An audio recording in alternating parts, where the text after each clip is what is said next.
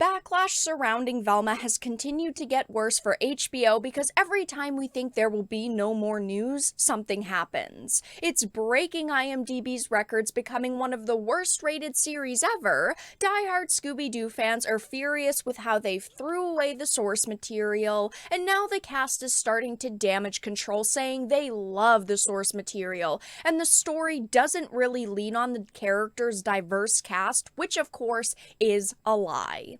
I have a bunch of different things to show off, but before we get into the topic at hand, if you enjoy the content that I create, please make sure to subscribe to the channel and hit the notification bell. Follow me on social media like Twitter or mine so that you can see when my content is posted. And of course, if you do really enjoy the videos and the live streams that I create, please consider becoming a Dark Titan via Patreon for just $1 a month, or support the channel via YouTube memberships. So this is a TV Insider article, and it is a brand new interview that some of the cast members have done, clearly trying to damage control, trying to fight the backlash that is going on. So it says Velma, Mindy Kaling, and team on adapting Scooby-Doo characters. See, this isn't true though. They're not really adapting Scooby-Doo characters. What they did was took them and ruin them. They didn't really adapt them. These are completely different versions of these characters. The only things that are the same are their names.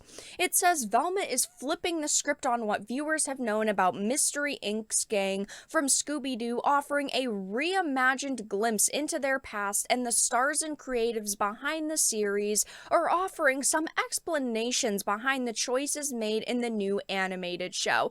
All of their answers are very generic. I don't really believe anything they say here. But this is the problem. No one wanted a reimagined glimpse into their past. People just wanted something that made you feel good, that was entertaining. We wanted a good mystery, and unfortunately, these people have no creative bones in their body, so they came up with the worst content possible. This is definitely going to be one of the top worst shows of the year, and honestly, it's just one of the worst shows that we have seen in a very long time. It says, as new episodes arrive each week, viewers get a deeper look into the origin story of Velma, who is the unsung brains of the gang. While the show aims to make viewers laugh, it's also laying the foundation for one solid mystery. I haven't heard about anyone laughing at the show besides the shills, because critics are divided, but there are definitely critics who are shilling for this show, saying it's great, you guys are just racist haters, you guys aren't even giving it a chance. Those are the only people that I've heard that actually like this series and think that it's funny. I'm not into like feminist humor, cringe humor, and that is all this show has.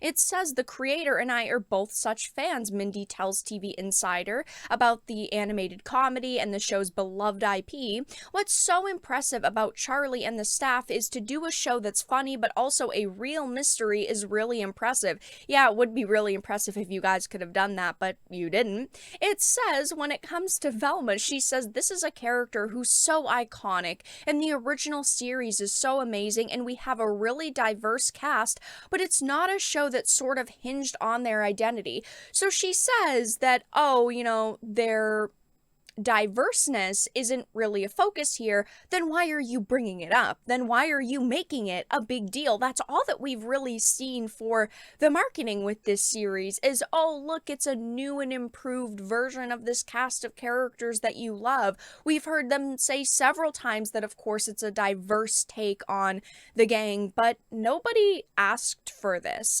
We just wanted, again, the original versions of these characters. I'm fine with diversity and inclusivity, but in this case, it was very forced. And of course, Velma is just a Mindy self-insert. I mean, I don't know why they would decide to go this route. I don't know why HBO and the executives that are greenlighting shows like this thought that, you know, this would go well. But, you know, they did, and they're trying it, and it is an absolute failure. But I did talk about this in another video. Apparently they're thinking about doing a season 2, or it at least seems like that was their original intention. She said, "The fun of an origin story is we all know where it ends up. Then in terms of just sort of the mystery, I always wanted to do a season-long mystery. The problem with this being labeled an origin story is that it can't be, because these, again, are completely different characters in a different setting. I mean, Scooby-Doo isn't even in this." It says, though, helping make it possible are the voices Sam Richardson and Glenn Howerton, who play Shaggy and Fred. His name isn't even Shaggy anymore. His name is Norville. I just love Scooby-Doo, and I loved all the characters so much. I grew up watching them, and I know fans love to have problems with things, so I was excited to get into that realm. However, meanwhile, Howerton reflects on his voice for Fred, admitting it is a bit higher in an attempt to sound younger. Maybe they should have just hired younger voice actors. I can definitely tell with all of these voice actors that they are older individuals in real life. Of course, there are great voice actors out there who can make themselves sound basically any age, but these people are not voice actors. They're just normal actors, so they sound like they're just fucking around, which is a major ick. I don't know, it just doesn't make the show feel genuine. I wanted to make him a little more immature, a little more petulant, the actor shares. Yeah, and they also made him filled with white privilege. I just don't think that this is a great way to try to fight the backlash that they're facing. They thought going into an interview would do well because people might talk about how passionate they are about this show. I truly do not think that these people have any love or affection for this IP. I just think that they were thrown the IP and they were told, hey, listen, you can have this, you can make a show surrounding this, and that's the best that you're gonna get, because we haven't gotten a lot of Scooby-Doo projects over the past few years, so they probably figured, we'll try to make it a, updated, modernized retelling, and they decided to, of course, go with this origin story, but things are still not going well for them, even though they're trying to damage control and say how much they love Scooby-Doo.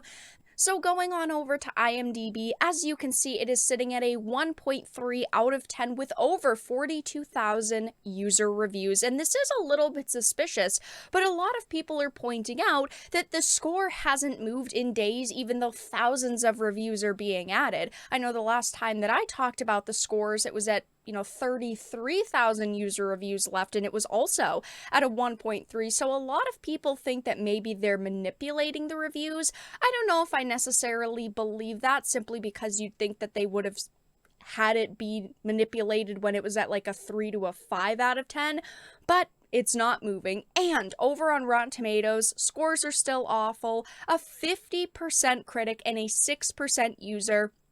That hasn't moved. But yeah, as you can see, the individuals behind the series are now attempting to damage control. It seems like they are desperate to get some kind of positive attention surrounding this show. They're really trying to get people to give it a chance, because of course a lot of people simply saw the teaser and are not watching it. But it seems like they're a bit desperate for attention right now, and I honestly do not think that these interviews are good. I don't think that it makes them look good, but yeah, they are getting absolutely just annihilated by people on social media and also in reviews. But that's all that I really had to discuss in this video. Let everyone know your thoughts in the comment section down below. If you enjoyed it and found it important and informative, please make sure to give it a like, share it, and subscribe to the channel. And of course, if you didn't, make sure to give it a dislike. I appreciate your support either way, but I will talk to you all again in the next video really soon.